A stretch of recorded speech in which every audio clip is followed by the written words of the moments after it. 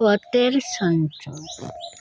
সুখ শান্তির জন্য জীব বৃথাই বাহিরে হাতড়াইয়া মরে।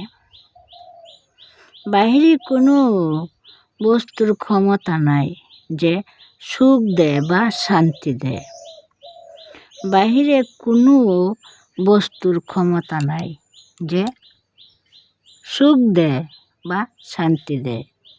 বাহিরের যে বস্তু একজনের সুখ বা শান্তির উপলক্ষ, সেই বস্তুই আবার আরেকজনের অসুখ বা অশান্তির হেতুভূত হইয়া থাকে।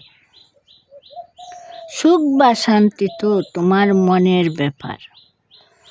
সম্পূর্ণরূপে নির্ভর করিয়া ভগবানকে তোমার জীবনের কর্তা হইতে দাও, দেখবে সুখের সাগর উথলিয়া উঠিবে।